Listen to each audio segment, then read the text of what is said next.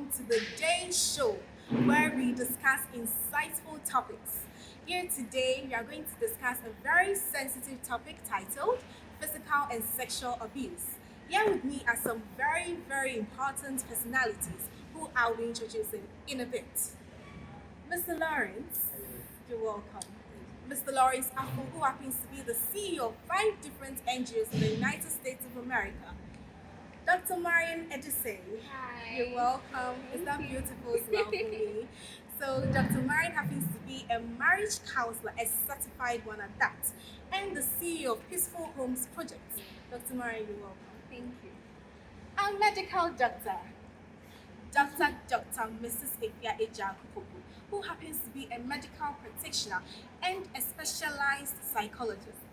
Hi, Dr. Efia. Lieutenant Colonel Divine Suffolk Down. You're welcome. Thank you. Okay, so without wasting much time, we are going to delve into the topic. So, Dr. Marion, over to you.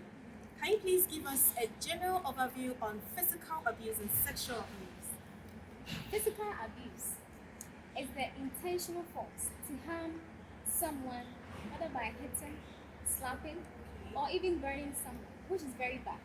And also, sexual abuse is non-consensual sexual activity. Yes, it may include harassment, rape, molestation, and exploitation. And it is not an African or a male phenomenon.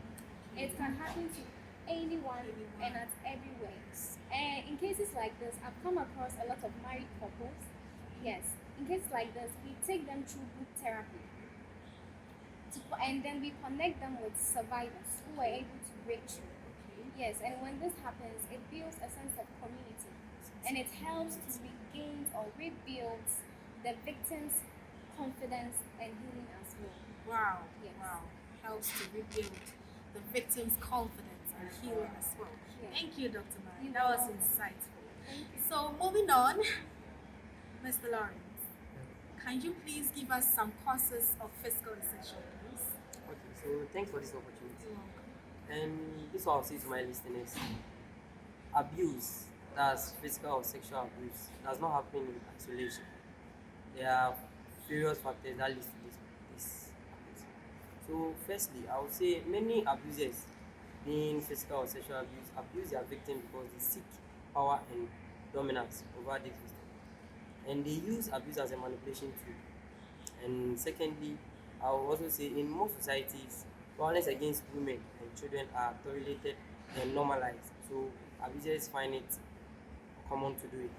And for the third view, I also say there are some cases where the victims who are abused still live in this situation because they don't have any money, so they are financially dependent on the abuser. And lastly, I would say most of the abusers were victims of abuse, and probably they were also maybe from dysfunctional families, so they probably tend to be abusers. They tend to be abusers. That was very insightful. Thank you, Mr. Lawrence. So, moving on, we'll go on to Dr. Efia. Doctor, please give us some effects of prolonged sexual abuse and physical abuse on the victims and how they can be helped. Thank you very much for having me on the show. You're welcome.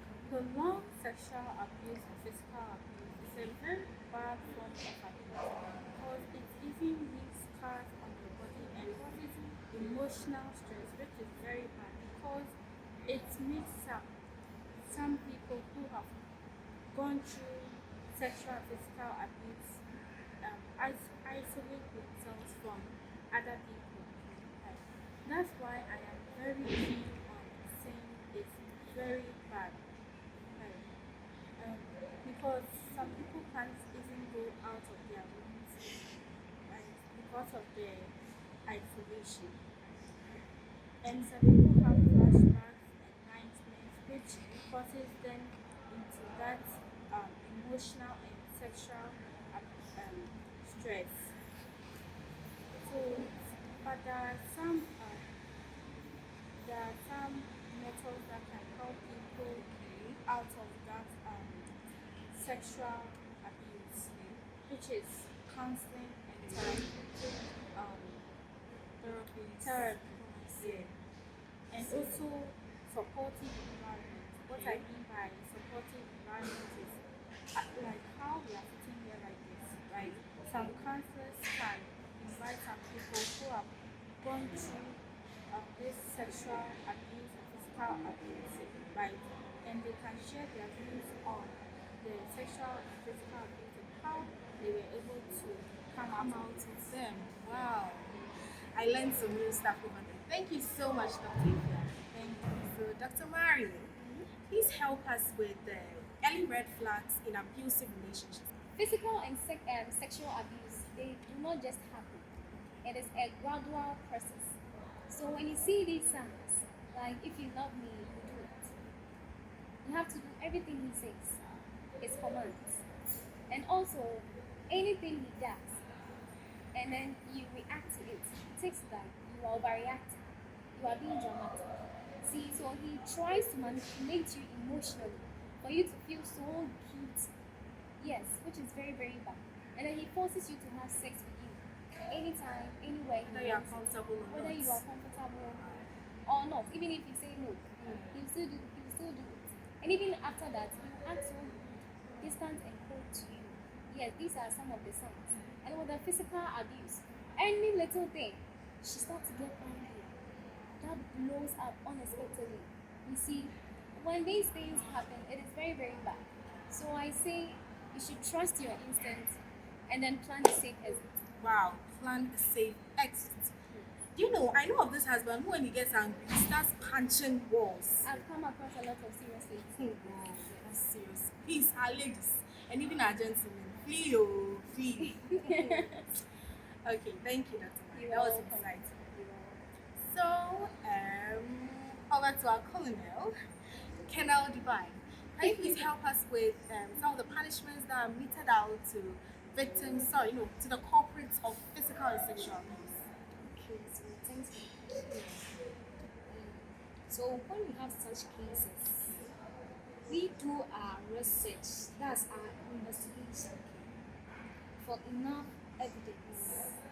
So when we get these evidence, we make sure we work on them. That's the solid evidence. So we have so many punishments dependent on the type of abuse and harassment.